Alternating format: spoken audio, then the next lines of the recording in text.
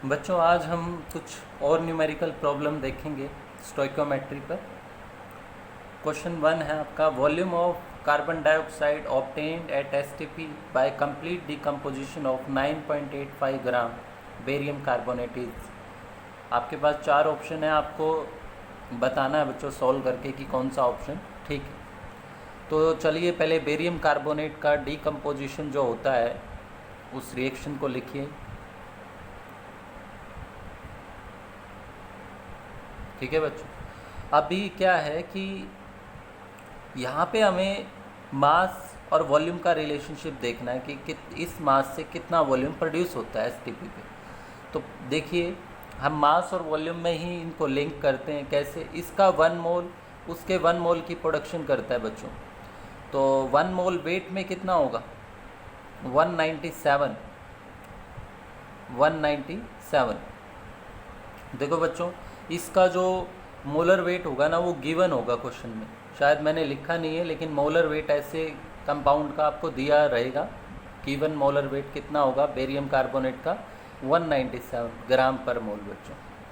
ठीक है, barium carbonate ये आपको मेंशन होगा क्योंकि आप बेरियम का मोलर मास वैसे याद नहीं रहता है किसी को।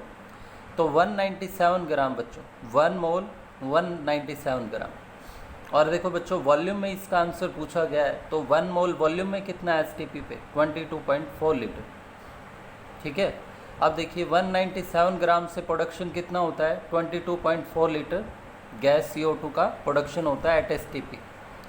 तो आपसे पूछा 9.85, यूनिटरी मेथड लगाइए बच्चों। 197 gram barium carbonate on decomposition produce 22.4 litre CO2 gas. तो 1 ग्राम बेरियम कार्बोनेट डिकम्पोज करके कितना बनाएगा बच्चों? 22.4 बाय 197। और हमें कितना दिया हुआ है बच्चों? 9.85। तो 9.85 ग्राम बेरियम कार्बोनेट डिकम्पोजिशन करके कितना बनाएगा? मल्टीप्लाई करिए बच्चों। तो ये आपका आ जाएगा, इसको सॉल्व करने के बाद बच्चों 1.12 लीटर एट एसटीपी। ठीक है बच्चों, सिंपल सा क्वेश्चन है और ये आपका आंसर आ गया 1.12 लीटर।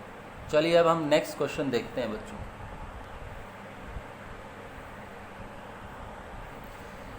नेक्स्ट क्वेश्चन है आपका, 20 gram magnesium carbonate sample decompose on heating to give carbon dioxide and 8 gram of magnesium oxide. What will be the percentage purity of magnesium carbonate in sample? तो उस sample में magnesium carbonate कितने % present है बच्चों, वो आपको बताना है। परसेंटेज प्योरिटी मतलब उसकी प्रेजेंस वहाँ पर कितनी है बच्चों। देखिए परसेंटेज प्योरिटी निकालने के लिए आप कौन सा फार्मूला यूज़ करेंगे?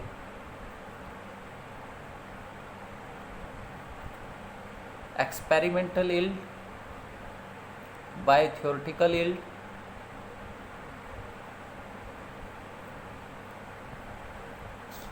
इंटू 100 बच्चों, ये फार्मूला आप यूज़ करेंगे। चलिए पहले देखते हैं बच्चों, ये तो हमारी है एक्सपेरिमेंटल यील्ड कि 8 ग्राम मैग्नीशियम ऑक्साइड इस सैंपल ने हमें प्रोवाइड किया 20 ग्राम सैंपल। और अगर 20 ग्राम प्योर मैग्नीशियम कार्बोनेट होता बच्चों तब हमें मैग्नीशियम ऑक्साइड कितना मिलता, उसे देखते हैं बच्चों। Magnesium carbonate on decomposition will form magnesium oxide and carbon dioxide. देखो बच्चों यहाँ मास रिलेशनशिप को यूज़ किया गया है। तो देखिए रिएक्शन में ये 1 मोल इसके 1 मोल की प्रोडक्शन करता है और मास में कितना होगा बच्चों? 1 मोल 84 ग्राम। और ये 1 मोल मास में कितना होगा बच्चों? 24 and 16 40 ग्राम। तो रिएक्शन हमें बता रही है कि इसके 84 ग्राम डिकम्पोजिशन से 40 ग्राम जो है मतलब मैग्नीशियम ऑक्साइड बनता है बच्चों। हमारे पास कितना है? 20 ग्राम है। अगर प्योर 20 ग्राम मैग्नीशियम कार्बोनेट हो तो कितना बनेगा बच्चों magnesium oxide? 84 gram magnesium carbonate on decomposition will give 40 gram magnesium oxide.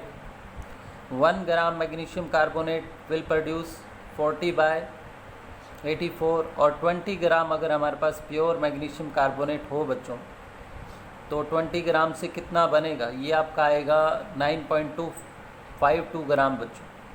और हमें एक्सपेरिमेंटल कितना मिला, 8 ग्राम ऑफ मैग्नीशियम ऑक्साइड। तो देखिए परसेंटेज प्योरिटी कैसे निकाल रहे हैं अब आपको एक्सपेरिमेंटल मिला 8 ग्राम बच्चों, है कितना 9.52 ग्राम थ्योरेटिकल। तो ये परसेंटेज प्योरिटी जो आएगी ना आपकी सैंपल की बच्चों, परसेंटेज प्योरिटी सैंपल की कितनी आएगी आपकी 84%। कितनी आएगी बच्चों 84%। इस तरह से आपको करना है बच्चों। मैं फिर से बता देता हूँ, क्योंकि अगर pure 20 gram magnesium carbonate decompose करे तो 9.52 ग्राम मिलने वाला है बच्चों, लेकिन हमें तो मिला 8 ग्राम। यानी 8 ग्राम कितने परसेंटेज से जो है बच्चों मिला होगा, उस सैंपल में कितनी परसेंटेज प्योरिटी रही होगी 84%। हम ये भी बता सकते हैं कि उस 20 ग्राम सैंपल में मैग्नीशियम कार्बोनेट का अमाउंट कितना रहा होगा बच्चों, क्योंकि आप देख लीजिए 100 में अगर प्रेजेंट है 84 ग्राम, 100 ग्राम अगर सैंपल लें तो उसमें 84 ग्राम मिलेगा आपको magnesium carbonate.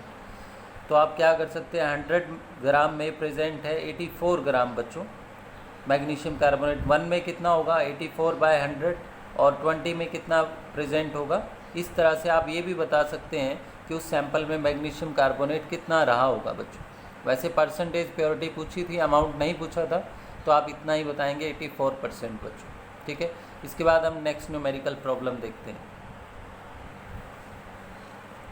When 22.4 liter hydrogen gas is mixed with 11.2 liter chlorine gas each at STP, the mole of HCl will be formed is equal to 1 mole HCl, 2 mole HCl, 0.5 mole HCl, 1.5 mole HCl। बच्चों 22.4 litre अगर hydrogen gas को mix करें ना 11.2 litre chlorine gas के साथ STP condition, तो कितने मोल HCl के बनेंगे बच्चों। देखो यहाँ पर ना आपको एक से ज़्यादा अमाउंट ऑफ रिएक्टेंट दिया गया है, आपको पता करना है कि लिमिटिंग रिएजेंट कौन सा है, क्या दोनों लिमिटिंग है या एक लिमिटिंग है, क्योंकि लिमिटिंग रिएजेंट ही डिसाइड करेगा प्रोडक्ट क्या बनेगा बच्चों। रिएक्शन लिखिए पहले आप, हाइड्रोजन क्लोरीन से रिएक्ट करके क्या बना रहा है HCl, बैलेंस फॉर्म में लिखिए, गैसियस फॉर्म है बच्चों।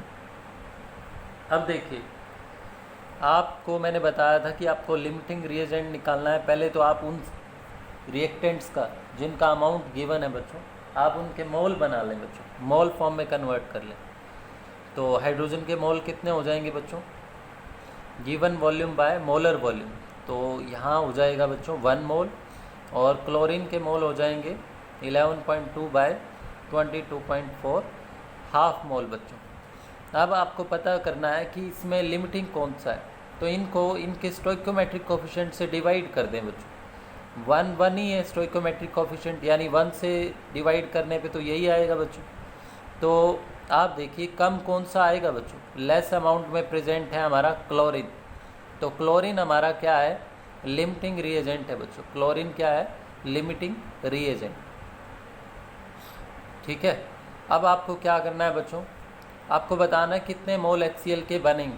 आप डायरेक्ट वॉल्यूम से भी बता सकते हैं और मोल फॉर्म से भी बता सकते हैं। कैसे, देखो बच्चों यहाँ आपको वॉल्यूम दिया गया है क्लोरीन का और वहाँ आपसे मोल पूछे गए, तो क्या करें, ये देखिए 11.2 लीटर क्लोरीन गैस है बच्चों। तो देखो यहाँ 1 मोल है बच्चों, 1 मोल का मतलब तो होता है 22.4 litre gas, 22.4 litre chlorine gas at STP। ठीक है, और यहाँ पर मोल फॉर्म में ही आंसर पूछा गया है, तो ये कितना हो गया 2 मोल HCl। ठीक है, क्योंकि रिलेशनशिप आपका किसका पूछा गया है, वॉल्यूम से मोल का, तो मैंने इसे तो आपका वॉल्यूम में लिख लिया बच्चों और उसे मोल में। अब मैं यूनिटरी मेथड लगा दूंगा कि 22.4 लीटर क्लोरीन गैस से मिलता है आपको 2 मोल HCl, तो 1 लीटर क्लोरीन गैस से कितना मिलेगा 2/22.4, और 11.2 लीटर क्लोरीन गैस से कितना मिलेगा बच्चों,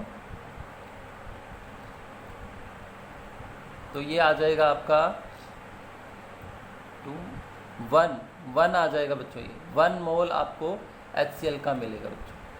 क्योंकि यहाँ रिलेशनशिप आपका पूछा गया था बच्चों वॉल्यूम से मोल का, तो मैंने क्या किया, मेरे को पता है कि ये 1 मोल है तो मैंने इसको वॉल्यूम में लिख लिया, और ये मोल में ही आंसर पूछा हुआ है आपका, इसको डायरेक्ट मोल में लिख लिया बच्चों। 22.4 लीटर से प्रोड्यूस होता है 2 मोल, 1 लीटर से कितना प्रोड्यूस होगा और 11.2 से कितना प्रोड्यूस होगा, ठीक है। और वैसे भी आप इसके मोल बना चुके थे, तो मोल से भी आप इसको बता सकते थे कि इसके 1 मोल से प्रोड्यूस होता है 2 मोल, तो हाफ मोल से कितना प्रोड्यूस होगा 1 मोल बच्चों। तो आपका आंसर क्या आएगा 1 मोल ऑफ HCl गैस, ठीक है बच्चों। नेक्स्ट लेक्चर में हम कुछ और न्यूमेरिकल प्रॉब्लम्स को देखेंगे स्टोइकोमेट्री पे, ठीक है बच्चों। उसके बाद हम एक लेक्चर ऐसा लेके आएंगे जिसमें कंप्लीट चैप्टर की न्यूमेरिकल प्रॉब्लम्स होंगी बच्चों, ठीक है। तो आज के लिए इतना ही आपको करना है।